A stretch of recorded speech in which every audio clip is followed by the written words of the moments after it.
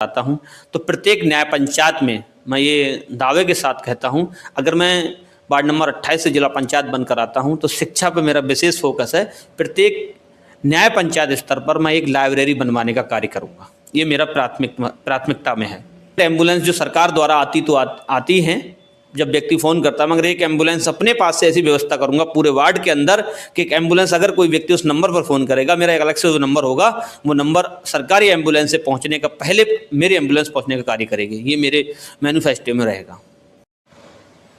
नमस्कार दोस्तों, मैं हूं आशीष धनगर और आप देख रहे हैं आपका अपना चैनल द अहिल्या दस्तक। साथियों, इंटरव्यू की इस सीरीज़ में एक के बाद एक लोगों से हम मुलाकात करने का प्रयास कर रहे हैं और हमारे साथ में एक और शख्स मौजूद हैं जिनके बारे में आपको जानने को मिलेगा और जिनकी कार्यशैली के बारे में जानने को मिलेगा। जी हाँ दोस्तों, मैं बात कर रहा हूँ अपना दल के जिला पंचायत के प्रत्याशी वार्ड नंबर 28 से करण गंगवार जी के साथ में हम लोग बैठे हुए हैं और करण गंगवार जी लगातार क्षेत्र में जाने का प्रयास कर रहे हैं। सबसे पहले तो द अहिल्या दस्तक परिवार में आपका बहुत बहुत स्वागत है। धन्यवाद पत्रकार साहब, आपका बहुत बहुत धन्यवाद। न कीमती समय निकाल कर जो आपने हमें अपने चैनल में बोलने का मौका दिया, उसके लिए आप बहुत बहुत धन्यवाद। आपका आभार व्यक्त करता हूँ। सबसे पहले तो जनता आपके बारे में जानना चाहती है। जी, जनता जानने की अगर बात करते हैं तो मैं लगभग पिछले 8 साल से अपना दल इस में सक्रिय रूप से काम कर रहा हूं और विधानसभा अध्यक्ष का एक दायित्व मेरे पास है। सन 2018 से मैं उसको लेकर चल रहा हूं, लगातार कार्य कर रहा हूं और जनता के बीच लगा रहता हूं। जो भी मेरे द्वारा सेवा होती है वो मैं करने को हमेशा तैयार रहता हूं, दिन भर रात 24 घंटे, सर्दी बरसात गर्म, कभी भी जब भी मुझे मौका मिलता है या जनता जब भी मुझे याद करती है, मैं उनके बीच जाने का प्रयास करता हूँ। आपके मन में कैसे ये सवाल आया, कैसे ये विचार आया कि आप चुनाव के लिए तैयारी करें, चुनाव लड़ें? देखिए, चुनाव अगर कोई व्यक्ति सक्रिय रूप से राजनीति करता है और क्षेत्र में अगर सक्रिय रहता है तो कहीं ना कहीं चुनाव लड़ने की जिज्ञासा हर व्यक्ति के, हर युवा के अंदर होती है।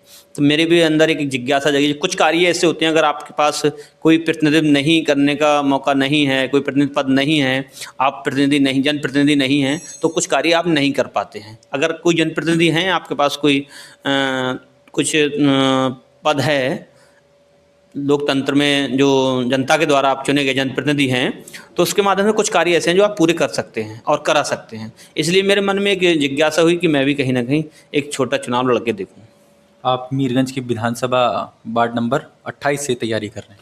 हाँ, मैं वार्ड नंबर 28 से जिला पंचायत की तैयारी कर रहा हूँ। लगभग पिछले 6 महीने से लगातार सक्रिय हूँ और लगा हुआ हूँ। क्षेत्र में जनता के बीच जाने का प्रयास कर रहा हूँ। आशीर्वाद मुझे लगातार जनता से मिल रहा है, सहयोग मिल रहा है, सपोर्ट मिल रहा है और लगातार मुझे सभी बड़े भाई बुजुर्गों का, माताओं बहनों का, सभी का आशीर्वाद लगातार मिल रहा है। इससे पहले कोई चुनाव लड़े हैं क्या आपके परिवार में या आप? हाँ, इससे पहले हमारे पिताजी एक बार ग्राम प्रधानी का चुनाव लड़े थे। उसके बाद से आज तक कोई चुनाव नहीं लड़े। पहला चुनाव है मेरा, ये पहला चुनाव मैं लड़ रहा हूँ। किन किन मुद्दों को लेकर जनता के बीच में जाते हैं? जनता के भी सबसे पहले तो हमारा मुद्दा रहेगा चिकित्सा है, शिक्षा है, रोजगार है। मेरे जो चुनाव का मैनिफेस्टो है, मैंने कहा है अगर मैं चुनाव जीत कर आता हूँ तो प्रत्येक न्याय पंचायत में मैं ये दावे के साथ कहता हूँ, अगर मैं वार्ड नंबर 28 से जिला पंचायत बनकर आता हूँ तो शिक्षा पर मेरा विशेष फोकस है। प्रत्येक न्याय पंचायत स्तर पर मैं एक लाइब्रेरी बनवाने का कार्य करूँगा। ये मेरा प्राथमिकता में है। बहुत ही बढ़िया विचार हैं आपके।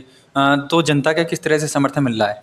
जनता से मैं लगातार जब उनके बीच जा रहा हूँ, वोट मांग रहा हूँ, तो लगातार जनता जो मेरे सहयोगी हैं या मुझसे मेरे हम उम्र के हैं, मुझसे बड़े हैं, भाई माताएं बहनें, वो लगातार कह रहे हैं बेटा आप लगे रहिए, हम आपके साथ हैं, हम आपके साथ हैं, आप विजयी होके आएंगे, ऐसा हमें आशीर्वाद लगातार जनता से मिल रहा है। आप अपना दल से हैं, अपना दल किस तरह से काम कर रहा है बरेली के अंदर?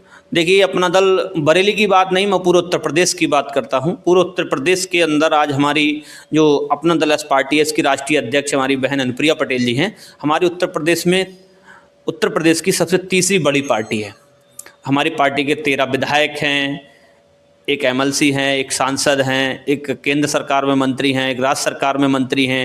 ऐसे 15 से 25 हमारे लगभग ब्लॉक प्रमुख हैं, जिला पंचायत सदस्य हैं, बीडी सदस्य हैं, ग्राम प्रधान हैं। वो आज हमारी पार्टी एक उभरती हुई पार्टी है।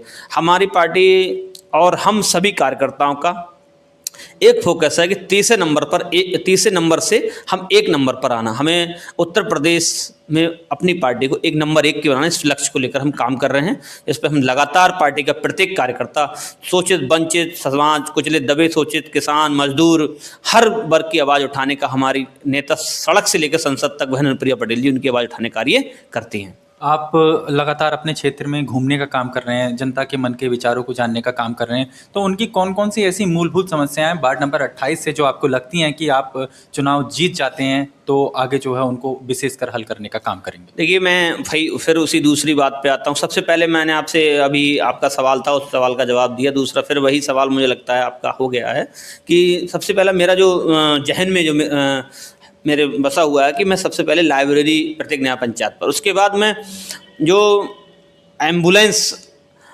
गवर्नमेंट एम्बुलेंस जो सरकार द्वारा आती हैं, जब व्यक्ति फ़ोन करता है, मगर एक एम्बुलेंस अपने पास से ऐसी व्यवस्था करूंगा पूरे वार्ड के अंदर कि एक एम्बुलेंस, अगर कोई व्यक्ति उस नंबर पर फ़ोन करेगा, मेरा एक अलग से जो नंबर होगा, वो नंबर सरकारी एम्बुलेंस से पहुंचने का पहले मेरी एम्बुलेंस पहुंचने का कार्य करेगी। ये मेरे मैनिफेस्टो में रहेगा।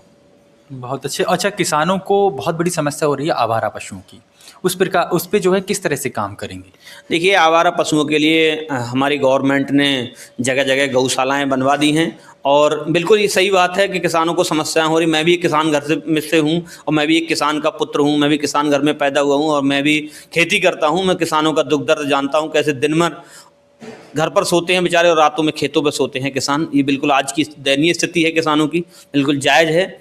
मगर इसके लिए सरकार ने जगह जगह गौशालाएं खुलवाई, मगर उनसे अभी सारी समस्याओं का निवारण नहीं हो पा रहा है। बिल्कुल आप सही है, मगर इस पर अगर हम को मौका मिलता है जनता की सेवा करने का, तो कहीं ना कुछ नई विचार और नई तकनीक से कुछ ना कुछ उसमें विकल्प निकालेंगे। आप लगातार तमाम सारे मुद्दों को लेकर के काम करेंगे और बहुत अच्छा लगा आपके विचार जान के। लेकिन एक सवाल और है आखिरी कि आपने लंबे समय से देखा अपना दल बरेली में लगातार काम कर रहा है और पूरे प्रदेश में काम कर रहा है, बेहतरीन काम कर रहा है। जी जी। दबे कुचले शोषित वंचितों को लेकर आपने बताया काम कर रहा है, लेकिन आप अपने वार्ड से अपने प्रतिद्वंदियों को किस प्रकार से देखते हैं? देखिए, प्रतिद्वंदी हम किसी को मानते ही नहीं।